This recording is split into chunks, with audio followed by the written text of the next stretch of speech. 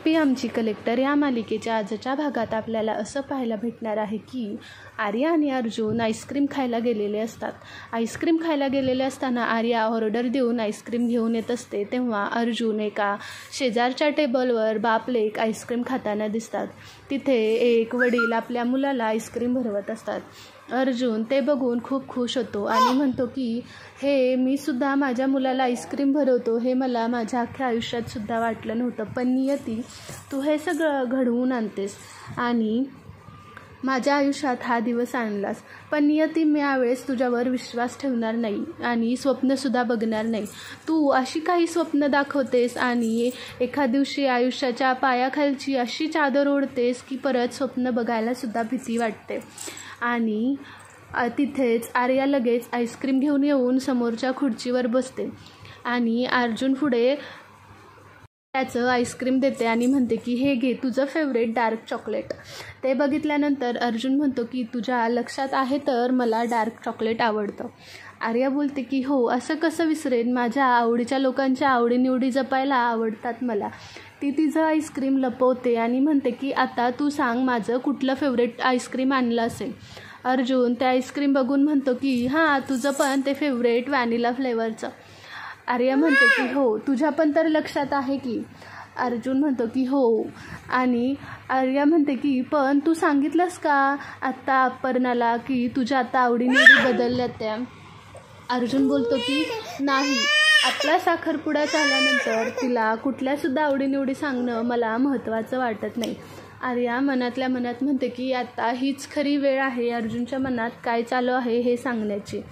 आर्या विचारते की अर्जुन, तुला आता कसलाच विचार करायची गरज नाही आहे, तू तुझ्या मनाने वागू शकतो आणि त्यांचं म्हणणं नाही ऐकलं तरी चालेल, तू तुझ्या मनाने वाग. अर्जुन म्हणतो की हो आर्या, तू असं काय विचारतेस. आर्या म्हणते की हो, तू सगळं विसरून जा, मी तर साखरपुडा झालेलासुद्धा विसरायला तयार होते. हे बघ, मी माझ्या अंगठीसुद्धा काढून ठेवणार आहे, पण ती ना खूप घट्ट आहे त्यामुळे निघत नाही. आणि तिची नजरसुद्धा अर्जुनच्या हातातल्या अंगठीवर जाते.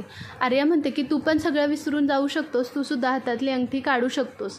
अर्जुन म्हणतो की आर्या, त्याची काहीच गरज नाही, आपला साखरपुडा झालेला आहे आणि मी फक्त तिथे अमोलसाठी राहतो आहे, मला बाकी अपर्णाशी आणि कोणाशी काहीसुद्धा घेणं देणं नाही आहे.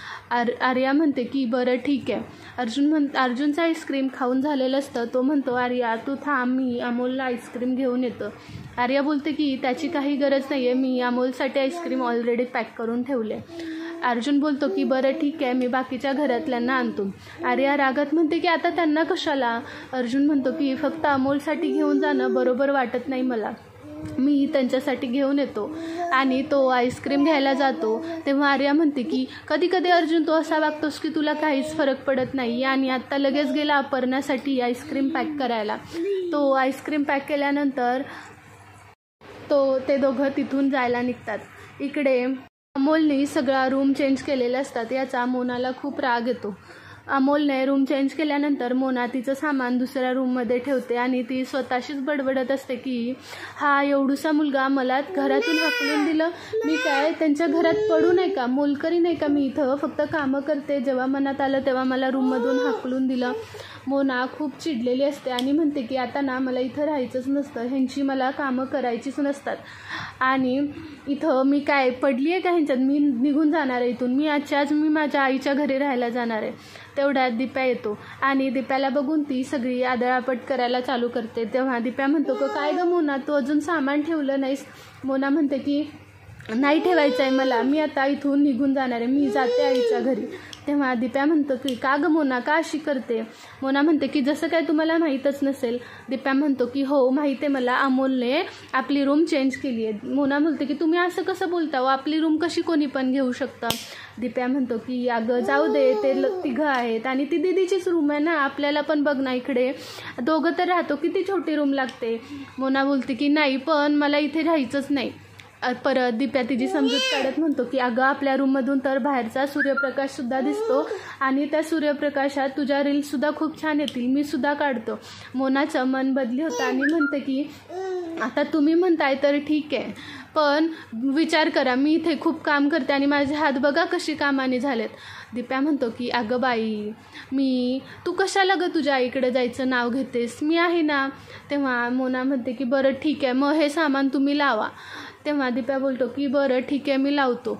परत मोना बोलते की तुम्ही कामाला एक बाई लावा, मी काय मुलकरीण म्हणून इथं कामं करत बसणार नाही. दीप्या म्हणतो की हो मी बोलतो. मोना बोलते की आजच बोला. दीप्या बोलतो की हो मी आत्ताच बोलतो. म्हणून तो आपल्या बॅगा उचलून रूममध्ये सामान लावायला जाते. इकडे रुपाली तांदूळ नीट करत असते आणि तिथे लगेच आर्या येते. आर्या रुपालीला बघून म्हणते की काय जाऊ बाई, काय चाललंय. रुपाली म्हणते की अगं काही नाही, एकटीच आहे ना, जेवण जास्त जात नाही म्हणून म्हणलं खिचडी भात लावावा. आर्या तिला अजूनच भडकवत म्हणते की अहो जाऊबाई तुम्ही एकटीच कसं काय, मी असताना आपण दोघीसुद्धा आहोत. जरी तुम्हाला सगळ्यांनी एकटा सोडलेला असेल तरी मी एकटीला तुम्हाला सोडणार नाही. रुपालीला राग येतो आणि म्हणते की आर्या तू किती चांगली आहेस गं, तू आहेस म्हणून मला काहीच वाटत नाही.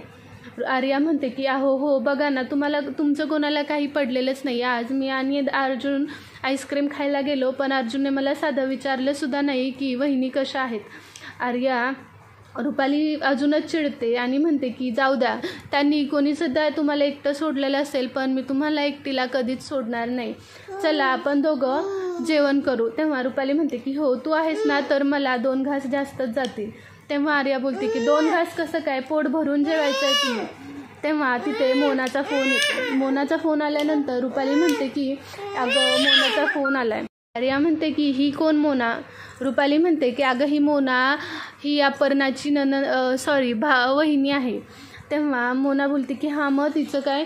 रुपाली बोलते की हो तिलासुद्धा अर्जुन आणि अपर्णा एकत्र आलेले नकोत. मोनाला हे ऐकून शॉक बसतो आणि ते म्हणते काय. रुपाली म्हणते की हो त्यांना एकत्र नको आहे पण मी हे कोणाला सांगितलं नाही, तू पण प्लीज कोणाला सांगू नको. आर्या बोलते की बरं नाही सांगत. आर्या म्हणते फोन तरी उचला म्हणून रुपाली म्हणते की थांब स्पीकरवरच टाकते. इकडे स्पीकरवर टाकल्यानंतर मोना चिडते आणि म्हणते की अहो ताई लवकर काहीतरी करा. रुपाली बोलते की काय झालं गं. तेव्हा मोना बोलते की अहो त्या अमोलनी रूमा चेंज केलेत. अर्जुन अपर्णा आणि अमोल आता एकाच रूममध्ये जाणार आहेत. तुम्हाला याचा अर्थ कळतोय का. रुपाली म्हणते की अगं पण हे सगळं असं होऊच कसं शकतं. तेव्हा मोना बोलते की अहो ते अमोलनी चेंज करायला लावल्या. रुपाली बोलतो की काही नाही गं, हे अमोलचं नाही, हे सगळं अपर्णाचं काम आहे. त्या एवढ्याशा बारक्या मुलाला काय कळतंय रूम चेंज करायचं. तेव्हा ती बोलते की काहीतरी लवकरच करा आणि ती आर्याला सांगा, ती तर होणारी बायको आहे ना, तिला सांगा जर अशीच बसली हातावर हात ठेवून तर अर्जुन तिच्या हातातून कायमचा गेला म्हणून समजा. आर्या हे ऐकते आणि रुपाली बोलते की बरं ठेव आणि म्हणते मोना बोलते की लवकरात लवकर काहीतरी करा आणि ती पण फोन ठेवते. इकडे आर्या आप्पी कामावरून आलेली असते. कामावरून येताना लगेच अमोल खूप खुश असतो आणि म्हणतो की मा तुझ्यासाठी एक सरप्राईज आहेत. मागून लगेच अर्जुनसुद्धा येतो.